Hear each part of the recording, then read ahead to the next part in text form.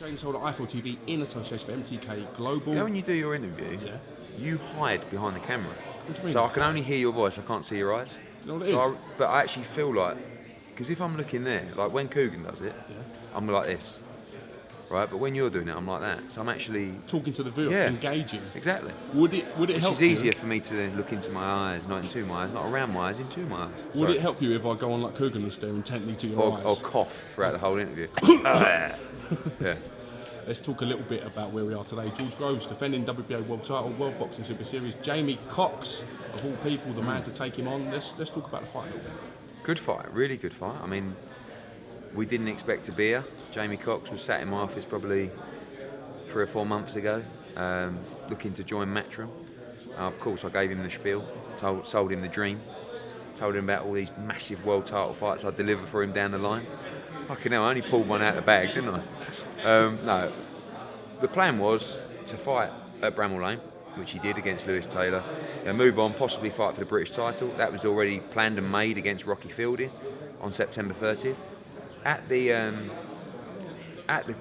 Bramall Lane card, actually, a Kell Brook card, I was sat next to Calla, and Calla said, "What super middleweights have you got?" And I reeled them all off. And then we were watching Jamie COX. You know, he said, "Oh, who's this guy?" I said, "Look, he's a big puncher, he's a good-looking boy, he's undefeated." And he was like, "Would he be interested in going in the series?" I thought, fuck me, would he? We'll have that all day long. So we negotiated with Calla and the World Boxing Series. Spoke to Jamie. Obviously, the answer was yes, please. And then we expected to go into the tournament, go to the draw, and probably get Jürgen Bremer. You know, you're not really going to want to pick Jamie COX, are you, when you can pick Skoglund and Brandt. Yildirim is a handful as well. But good old George Groves, straight as to plan, pulls out the quirky move and picks Jamie COX, which shocks everybody, people, especially people in the boxing, but probably on a little Brit bonus as well. I thought, I'll have that. He fancies the fight. And he's got it, October the 14th. And for Jamie COX, from complete wilderness to the world title. And he's very motivated. And we really fancy our chances in this fight. So, Carl, I'll call you in about 15 minutes. Okay, mate. Okay, cheers. Was that the Frotch? That was Do you Carl want to know Moretti. how- I No, thought it's you Carl wanted to know Moretti. how Groves No. No, listen, there's people keep saying about a blueprint to beat George Groves. It's a blueprint to beat all fighters. It's a case of executing it. That's the hardest thing. You know how you beat George Groves. You wear him out and you knock him out. But it's very hard to do that when he's got a great jab, he's got power himself. But that is how you beat him. If you can do that, you're going to beat him. If you can't, you may well end up getting stopped in the fight. Do you think Jamie COX is good enough to beat George Groves? In your opinion, Good do you enough think to he's- beat George Groves? Yeah. Yes. But not just good enough. I mean, does he punch hard enough to beat George Groves? Yes, absolutely. Has he got the engine to beat George Groves? Yes. Has he got the boxing skills to beat George Groves? I think yes, but that's a harder question. Has he got the temperament to beat George Good Groves? question. Good question. Temperament has not been the best over the years, but all I can tell you is he's free rolling right now. I mean, he's on a bundle of money. He's fighting George Groves for the world title. If he beats George Groves, he's absolutely had it off, changed his life. I mean, he's changed his life forever, even being in the fight. But this is what he's wanted for a long time. He's got those eyes, Jamie COX. You know, when he sat in the office with me, I thought, fucking hell, you're a lunatic, you are. And I just think he's dangerous. I think he's a dangerous, dangerous man. I think most people can see it in him, to be fair, Jamie COX. He always looks like he's trying to keep himself quite reserved. And Yeah, but I don't think he'll lose his rag in this fight because it won't be that kind of fight.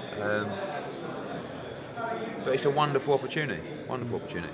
what did you make of Shane McGuigan's comment that Jamie COX should be boxing at middleweight or even light middleweight? If he could make middleweight, he would box at middleweight. There's no advantage to boxing at super middleweight. So, you know, the trainers know more about weight making than me. And you know, Shane McGuigan knows all about making weight, as does John Costello. And if John Costello feels he's a super middle, you know, so be it. He's not a big super middle. That's probably the biggest weakness in the fight. He's not a big super middle, and George is a very big super middle. Now, George Groves is trained by Shane McGuigan. Did you and Shane exchange any words today? Was there any sort of handshake? Handshake? Yeah. Yeah, is that progress? I don't have any problem with Shane McGuigan or any other McGuigans. they like to get a little bit overexcited when one of their guys wins. But I'm very I relaxed. just had the impression of Barry at ringside, at the Taylor fight. Well, I know, but he was obviously under a lot of pressure at the time. Of course, yeah. So, you know, a lot of things coming out into fruition now, and you know, I'm not going to have any digs at the McGuigans. They've got a very tough time going on at the moment, and you know, yeah. So, no, all very pleasant. I spotted Jake here actually. I didn't actually get a chance to say hello to him. I've got a decent relationship with him. But do you think any of this stuff would have a little ripple effect on George Groves' camp? what stuff? Well, the split with Frampton and the sort of the various stuff that's been going around.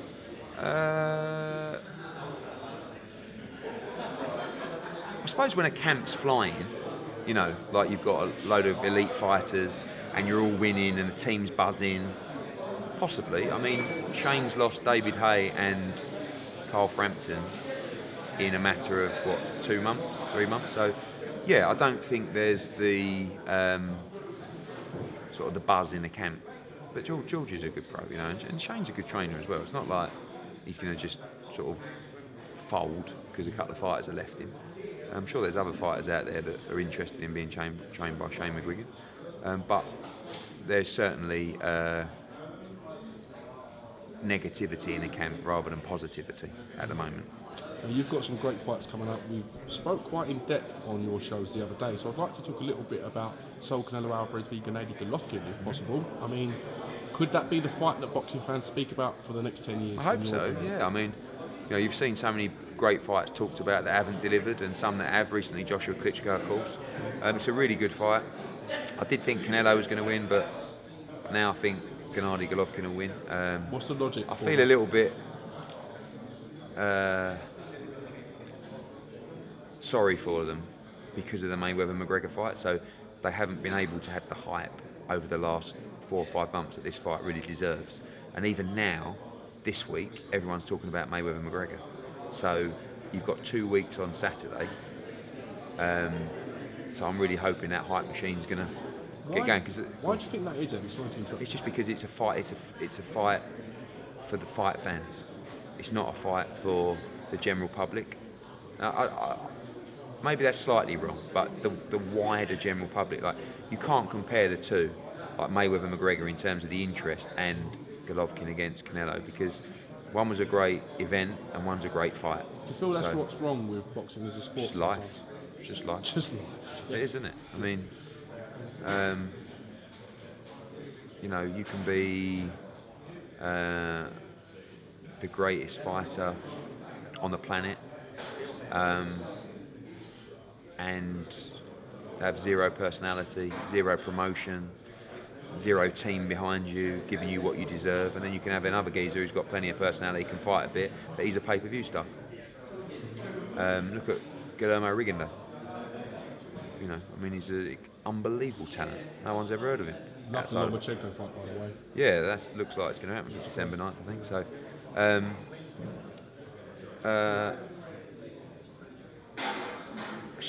yeah, I think that now it will get the respect that it deserves now. But also, people have just spent $100 in the States, and now they're being asked to spend another $100. Because you know people, I would never charge you $100 for a pay-per-view. I would never charge you $100 for a pay-per-view. Yet. No.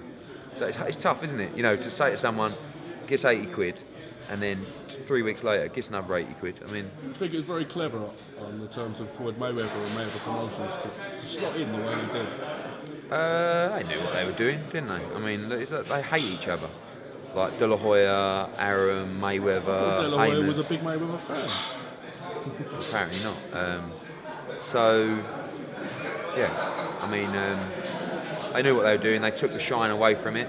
But it's a much better fight than Mayweather-McGregor. It's just not as big a worldwide event. Ed, you once told me that don't let boxing make you bitter. Where are you mentally, emotionally and strategically at this point in time? Honestly, right, I am in the best place I think I've ever been in the boxing industry, because to say that I don't care is not right, because I do care. I'm very passionate about our fighters. I'll never stop delivering for them. But in terms of, like, I'll give you an example. Matt Christie phoned me up this morning. He went, "What have you got to say about Amir Khan's comments?" I'm like, I don't even know what Amir Khan's comments are. He said that he'd never fight you with Kell Brook, and you're this and you're that, and blah. I was like, mate, what do you want me to say? I went, absolutely nothing at all. Leave him to it. He's got enough problems. You know what I mean? It's like, I don't.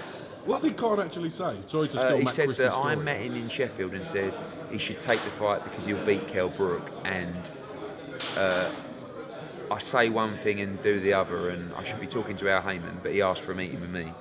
Anyway, but I'm not going to go into it because you're asking me now. Now it looks like I'm explaining it. So I'm like, I'm just happy living an easy life, doing what I do, because there is total saturation in the UK boxing market. There are going to be so many people doing their conkers in boxing over these next 2 years, and I just want to. I'd rather be under the radar. I know people don't believe that, but just beavering away, working on our plan, working on our events, working on our fighters, because I know exactly what we're doing. I know exactly where we're going, and I'm just going to let everybody else come in and try things and fail, and and all this sort of stuff. And you're going to see all these big stuff but we're going to just stick to a plan, stick to a strategy, deliver for our fighters, and enjoy it. Because boxing does make you bitter.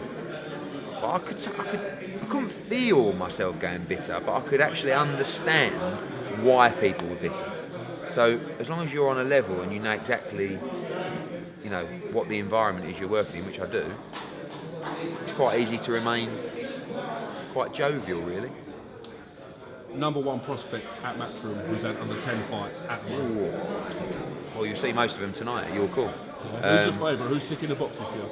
You can have I think in terms of who's performed the best and who's made the best impression and who's looking to move at the quickest, you'd have to say Josh Kelly. He's had 3 fights. Next fight's an 8-rounder. Then he's having a title fight in Belfast. Adam Booth is saying to me, make the Ashley Theophane fight. I mean, he's really looking to, throw him in deep. Boatsi's looked brilliant. He's only had 1 fight. Coley, 4 wins, 4 KOs. Cordina, 3 wins, 3 KOs. Really excited about Conor Benn. Cheeseman's going a little bit under the radar, but he's a real good talent. We have so much great talent at Matchroom. And that's why I'm upbeat. I'm so excited about the future. Because I'm not necessarily looking at the next 6 months. I'm looking at the next 3 years. I mean, tonight at your call, my dad's coming. Barney Francis, head of Sky's coming. And I said to Barney, hey, are you coming down your call? He said, no, we need to know who is the next one. I said, it's not the next one, it could be the next 6. But they're looking.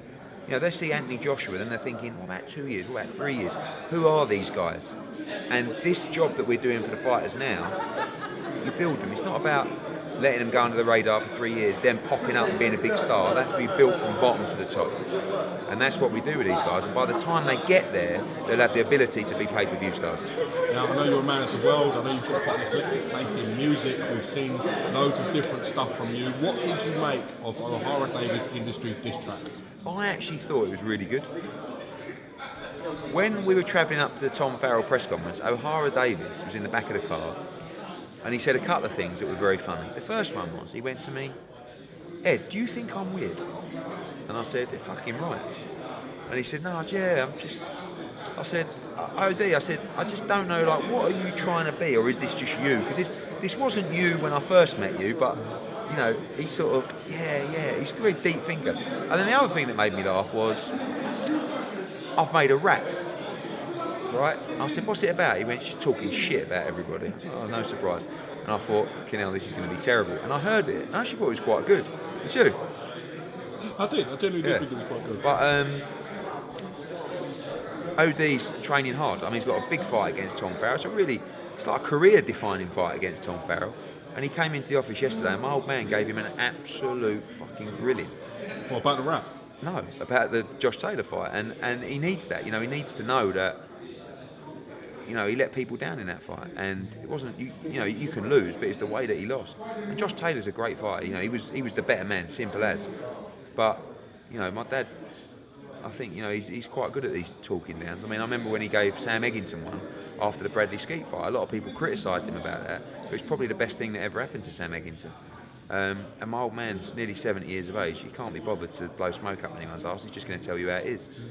So OD left that office yesterday knowing this is it, September 30th, this is it. Have to win this fight. It's a very tough fight. Very tough fight, especially after the loss. And going into Liverpool again. Exactly. I mean, you would have. Before the Josh Taylor fight, I'd fancy him to beat Tom Farrell. He's a favourite. But now, coming off the loss, you don't know what that's done to his resistance. You don't know what it's done to his confidence. And there's a massive pressure on him now. But I do rate O'Hara Davis very highly, and I do like O'Hara Davis. It's just a bit nuts. Would you condone him wrapping himself into the ring against Tom Farrell? Yes. Love that. Can it happen? If OD's up for it. I've not thought about it, but I would like that to happen. With one of those things on. Oh, you know, 100%. like, yeah, I really want to do that. I said I'm only suggesting it. No, I want to do it. I want to do it. Yeah, I think but the language is quite blue. Yeah. So we'd have to maybe yeah. drop a little, maybe drop the odd line out, maybe the odd 4 bars, 16 bars. Bum's okay. Okay. No F-bombs. Maybe we can get someone to sort of reword a couple of words. Yeah. Interesting. All right. Well, on that note, Eddie Hearn, anything you want to add before we go? No, looking forward to your call tonight. And, what time's the first fight tonight? It's going to be about 6 p.m.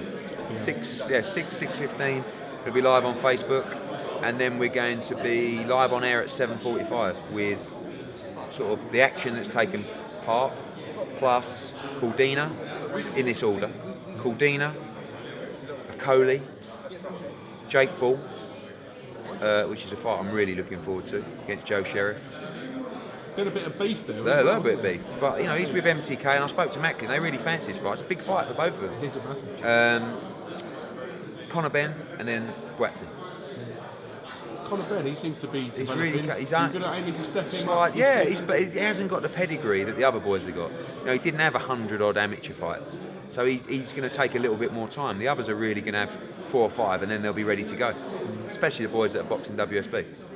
WSB gives them such a great. It does, but it's just like having real pro fights. So. Yeah. All right. Well, we'll see you there this evening. Eddie Hearn, thank you very much for your time today, Cheers, sir. mate. Sir.